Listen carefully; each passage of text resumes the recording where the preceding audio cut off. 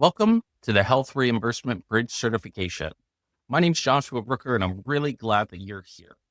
This program is built around a simple idea that the individual coverage health reimbursement arrangement, known as ICHRA, the qualified small employer health reimbursement arrangement, known as ICHRA, and other reimbursement-based strategies aren't isolated concepts. They're part of a broader shift in how health benefits are structured. And right now, there's a gap between policy and practice, between group and individual markets, between brokers, platforms, and employers. Now, one quick thing to level set before we get into it. This isn't a one size fits all certification because these strategies aren't one size fits all, but it is a one size fits all foundation. If you support employers in any capacity or are looking to do that, this gives you the language, structure, and strategy to actually operate in this space. And that's what the program is about. Let me give you a quick overview of what we're going to cover in this opening module. First, we want to talk about what you're actually going to take away from the certification. It's broken up into 4 different steps, and we'll dive into those shortly. Second, what are the goals of what you're going to take away from this certification or designation? Third, I'll introduce myself. And finally, we'll level set on key terms because across the board, language matters when it comes to navigating this complex system. Before we dive in too far, I appreciate you guys being here. This is not legal, tax, or accounting advice. I will absolutely share real world strategies, insights, and things that are working in the market, but you should always validate these general discussions with the specific decisions and the specific situation of your client. And nothing here represents any official position of any government agency or any trade association or any company. All right, now let's check that box and let's get into it. This course is structured into 4 areas. Now, I made a joke here by saying that we've got HRA 101, 208, 304, and 470. Ultimately, any 101 course is going to focus on setting a foundation. So whether you're brand new to the industry, whether you are an individual broker that is trying to support employers, or whether you're focused on the employer-sponsored market and you're trying to round out your understanding of the individual market, this foundation is for everyone. Those that have been in the industry for 30 years, those who just got their license. We really want to set a strong foundation. The second breakout is 3 modules focused on strategic plan design and implementation. You're talking about how to structure classes, how to speak to employers, how to speak to employees about the different topics. The third section is actually broken up to focus on the strengths and weaknesses of each part of the market and to define a pathway for you to collaborate, even from within the same industry, even from one individual health insurance broker to another. There are regional differences. There are group nuances based upon industry, based upon geographic location that we'll talk about, and talk about the ecosystem that supports those employers and how to work within those ecosystems. And then the last module is really a capstone where we will talk about FAQs, we'll talk about different case examples, how to structure ICHRAs, how to go beyond just a standard plan. It's really to tie a bow into what we're talking about for the ICHRA. Now, the goal of this is, again, to build a strong foundation for everyone that is supporting employers with health reimbursement arrangements. If you're in that discussion, we want to make sure that you understand all of the components and the nuance that go into it and strengthen that foundation. In addition to that, In my experience over the last 15 years of being in this industry, it's just as important for us to make sure that you understand as it is for you to have resources that you can take into the real world to let others know that you understand how the ICHRA market works. You have your designation and you understand how to collaborate with peers managing and administering an ICHRA. And the last part is building a reliable partner cohort where you're going to have access to others that have the same foundational strength that you will upon graduation. We want to ensure that those individuals are available to you as much as you are to them in the event there is an ICHRA industry or geographic location that's different than the individual that is supporting the employer. We run into this all the time with groups where they may have a factory in a new state. There may be a merger and acquisition conversation. There may be a remote work population that is out of the normal service area for a broker that is supporting the employer. And we want to make sure that those that graduate from this have access to others that have graduated so that when those situations come up, you know that you're working with a peer that has the same level of care, duty of care, and understanding of the market to be able to support that employer. Now, what is the bridge? As you can see here, there are two flyers I had put together for the federal government.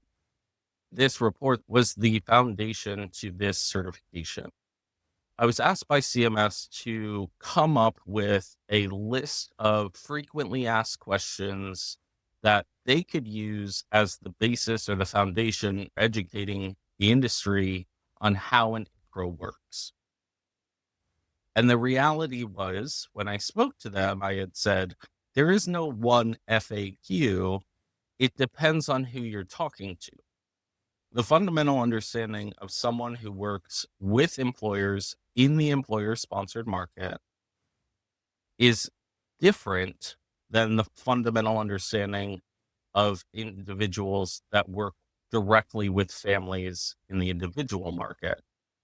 And with health reimbursement arrangements, they are a mashup of both sides, where the knowledge gaps of one do not necessarily match up with the knowledge gaps of the other. The goal of this certification is to bridge the gap, to make sure that all parties on either side of the market are able to assist and able to determine the scope of their practice so that they can delegate and work within the ecosystem with other partners, whether that's third-party administrators, individual brokers working with group brokers working with technology platforms, whatever it happens to be. We need to meet each person where they're at. That's the goal of this certification. It's not a one-size-fits-all solution, but it is a one-size-fits-all foundation to bridge. And the reason that we get into this, I always give this analogy when I talk about ICHRA, is right now, because there has been so much traction from venture capital investment into platforms, from employers talking about the increased costs that they're incurring and trying to find creative solutions where different structures like health reimbursement arrangements come into play. The ICHRA has gotten a lot more momentum behind it in recent years.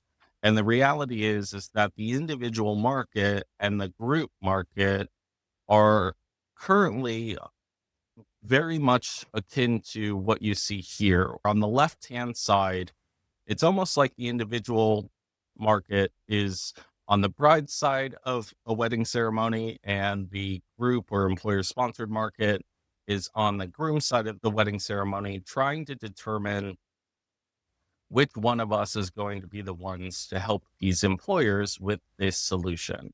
They're not commingling, right? So where we see the future, and we'll dive into this quite a bit more throughout the modules, is progress towards the wedding reception. And the faster we can get to the reception, the better I think we'll all be. That's when the laughs happen. That's when everyone gets a little bit loose, has fun, loves one another. And ultimately, that's where we're headed, is this reception. And the goal of this certification is to get everyone on the dance floor, to get everyone working together.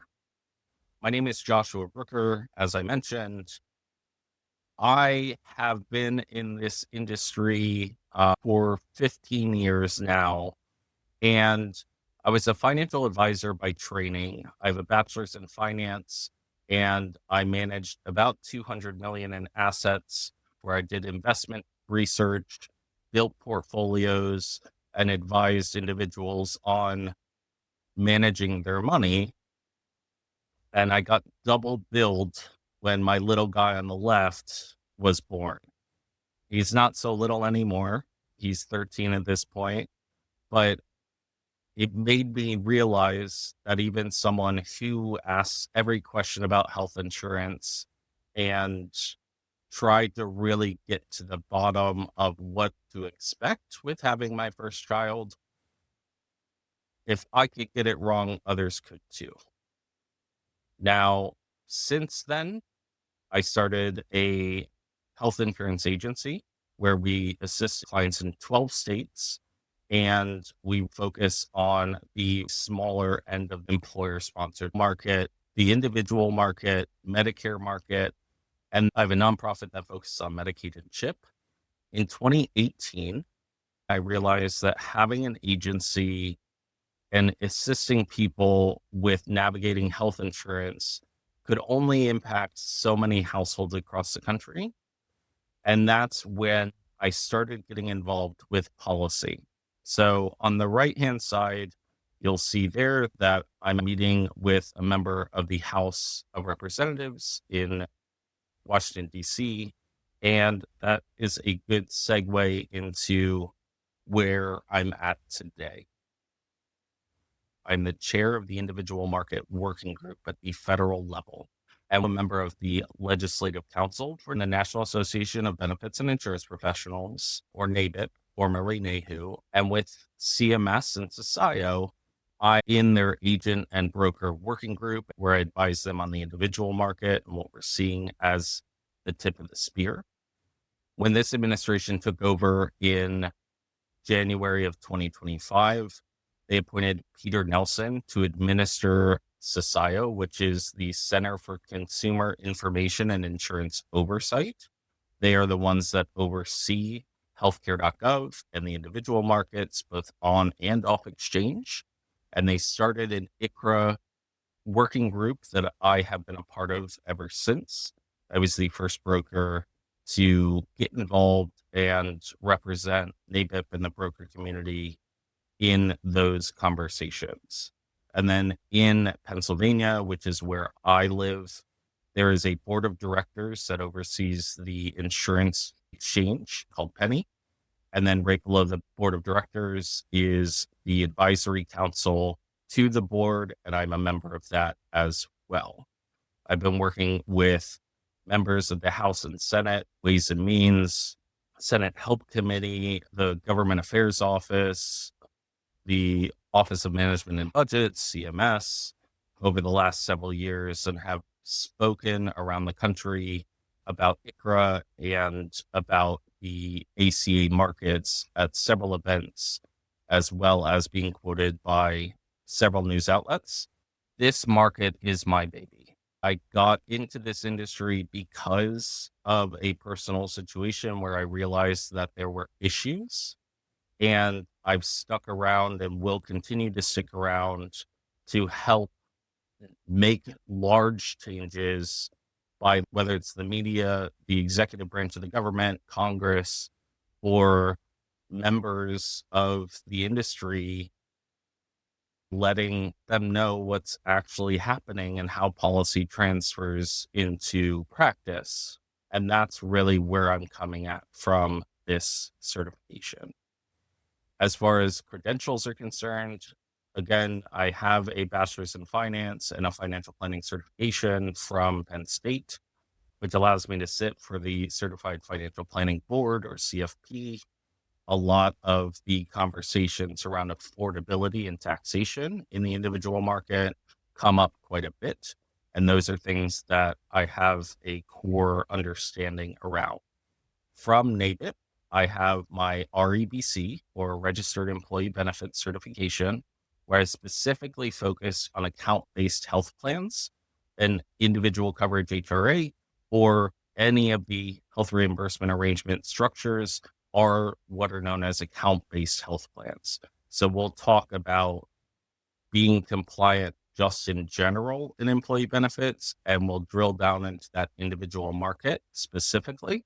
But that education and expertise, not only is it from the engagement that I have on the Hill in Washington, D.C., but from a background of core knowledge that I have attained over the last 15 years. As far as key terms are concerned, I do want to set the foundation so that we all have the same core understanding of terms, foundational programs that we're going to cover, and we'll talk about who has jurisdiction over what throughout the course.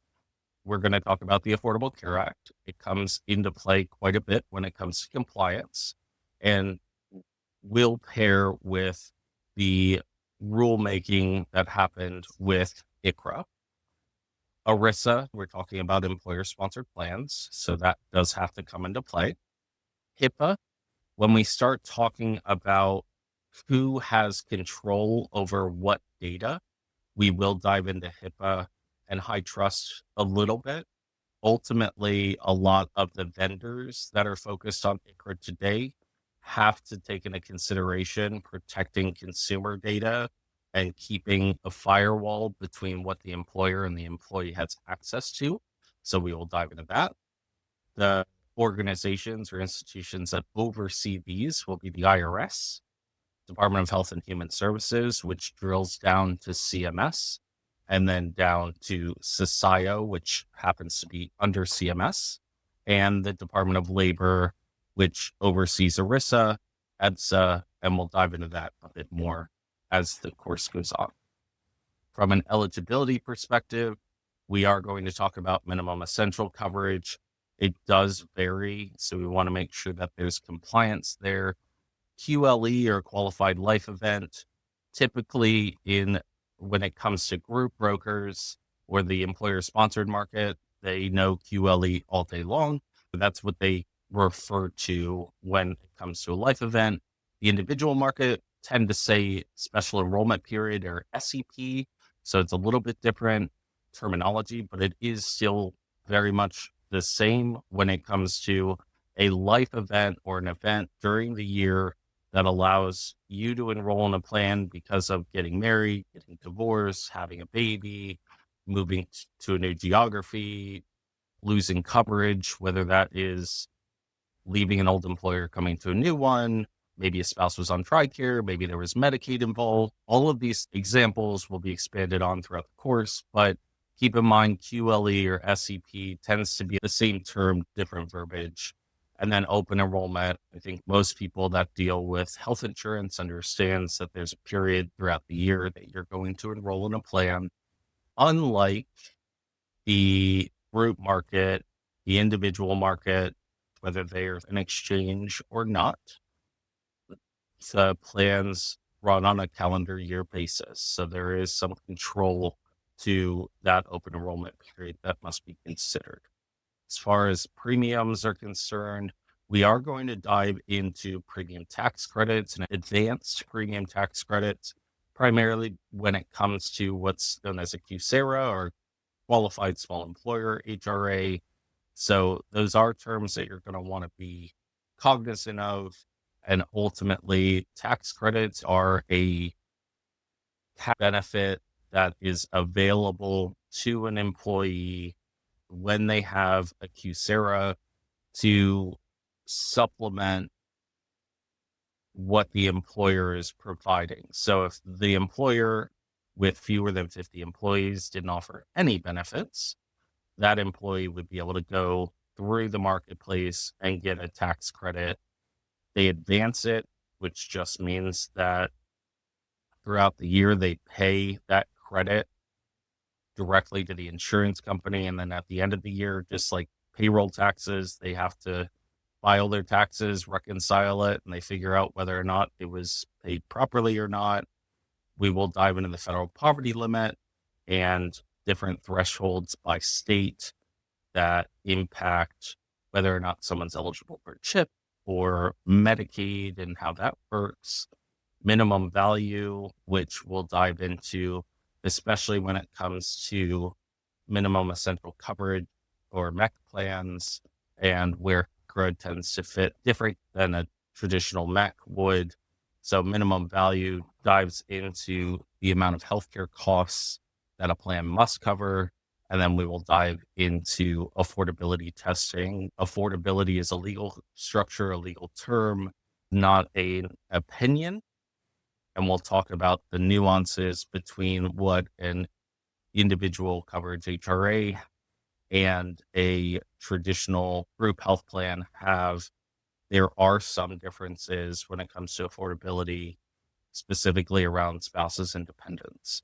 Market types and admin pathways. Again, we use exchange pretty often as the term for where you purchase insurance or where it's processed, just as a term for you to have in your back pocket.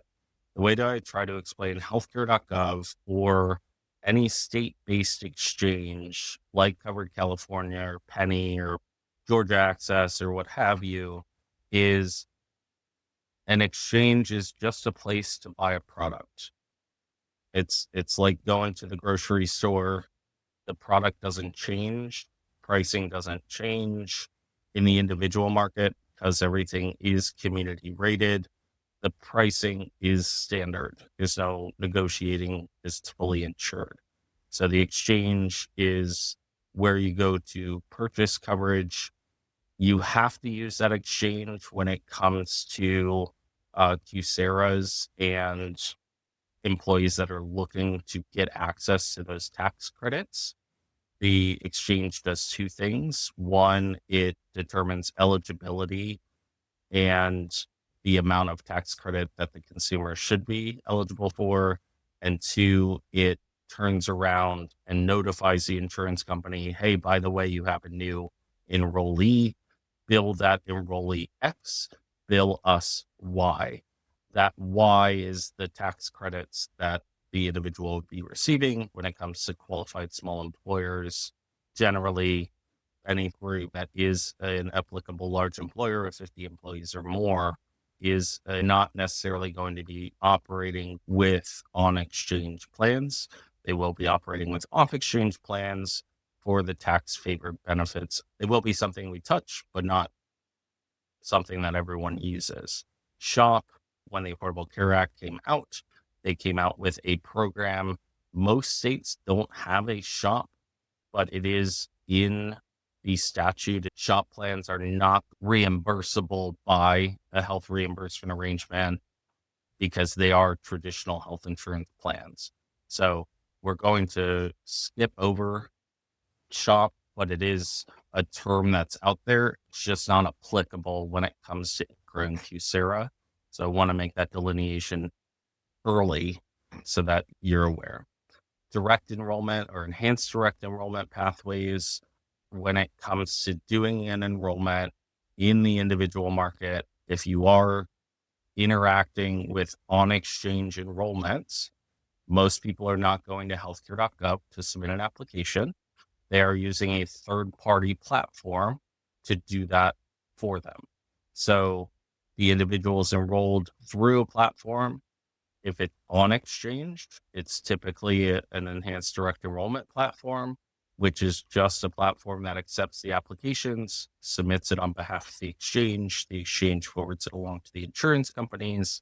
And then in the event that we're not talking QSERA and we're talking ICHRA, the platform is the one that submits the 834 file directly to the insurance company or assists you in some capacity and the employer in some capacity to along the enrollments and facilitate finding coverage.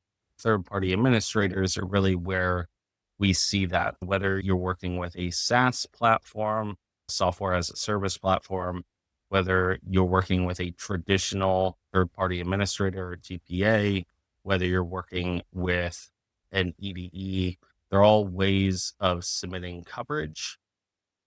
Depends from one to the next. If they provide additional services like providing notices to employees, providing support for annual reporting, and all of that is going to be deep dived in the third section of the certification around what the capabilities and scope of work are for each of these participants. Coordination of benefits, we're going to dive into where Medicare comes into play, when COBRA comes into play, CHIP, any benefits from the federal government, whether it's VA, federal employee health benefits, or TRICARE.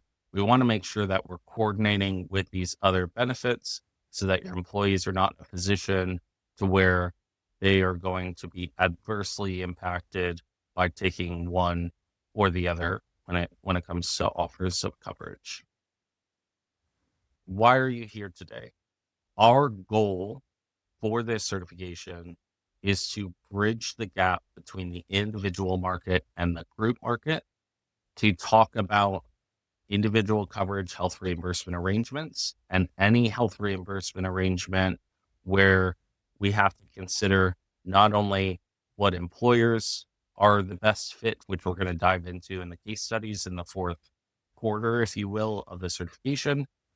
We're going to talk about what needs to be provided to an employer, how to make that as simple of a process as possible, from conceptualizing what is an ICHRA, from explaining to employees and communicating early and often about how to use the reimbursement that they're receiving, and to design a plan that is tested for compliance, that is properly reported, that has the right documents in place, that has the right structure to support the budget of the employer, and that when you have knowledge gaps along the way, that you know who and how to reach out to other parties. This is not vendor driven, but it is important that you know the scope of any other party that you're working with, that you're able to define how health reimbursement arrangements work at a deep level, and then to give you the tools at a lay person's level so that you can turn around, talk to clients, and actively participate in this industry.